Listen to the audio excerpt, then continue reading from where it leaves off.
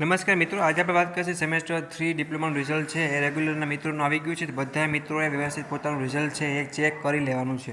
હવે ઘણા બધા મિત્રો બેકલોગ આવ્યો હોય છે, મીન્સ કે ફેલ થઈ છે, એફએ ગ્રેડ આવ્યો છે, તો કોઈને કાંઈ પણ ગભરાવાનું જેવું નથી. તમને એક બીજો ચાન્સ મળે છે તો કે તમે રીચેક અથવા રીએસેસમેન્ટ કરી શકો છો. હવે રીચેક કરતાં રીએસેસમેન્ટમાં ઘણો બધો બેનિફિટ મળતો હોય છે, તો મારા મતે તમારે એ નાખવું છે. બાકી તમને જે અનુકૂળ આવે તમે રીચેક અથવા રીએસેસમેન્ટ કરી શકો છો. રેડી મિત્રો, બધા રિઝલ્ટ જોઈ લેવાનું છે. કોઈને કંઈ ડાઉટ કર્યું હોય, કોણ ડિટેન થયું, કયા સબ્જેક્ટમાં પાસ છો, એવો કાંઈ પણ પ્રશ્ન હોય તો મને તમારે કોમેન્ટ કરવાની છે. કાંઈ પણ ગભરાયા વગર, કાંઈ પણ ટેન્શન વગર. અને બધા બીજા રિઝલ્ટ બાકી છે સેમેસ્ટર 1નું, સેમ 2નું વગેરે જે બેકલોગ કેટીવાળા મિત્રો છે, અથવા તો મિત્રો આપણે વાત કરીએ તો કે રેગ્યુલર રિમિડિયલના બધા મિત્રો છે એનું પણ ટૂંક સમયમાં રિઝલ્ટ આવી જવાનું છે. તો કોઈને કશું પણ ટેન્શન લેવાની જેવું નથી. તમારા વિડીયો છે તમારા દોસ્તોને શેર કરો.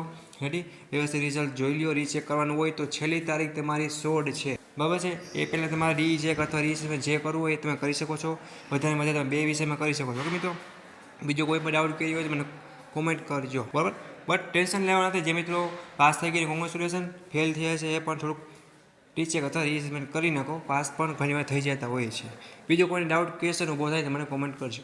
અને નેક્સ્ટ ટાઈમથી તમને બધું આઈએમપી છે એ વગેરે બધું મળતું જ રહેશે, તો તૈયારી કરો. અને બીજી વાર તમે ધ્યાન રાખજો કે બેકલોગ ઘટી ન આવે. ઓકે, હવે કોઈને કંઈ ડાઉટ કરી હોય, પૂછવું હોય તો મને કોમેન્ટ કરજો. બટ જીટીયુમાં બને એટલું બેકલોગ કેટી લાવવાની તમારી નથી. પાસ થઈ જવાનું છે બને એટલું, અને બેકલોગ કેટીથી બચવાની કોશિશ કરજો. Thank you for watching Gujarat engineering academy YouTube channel.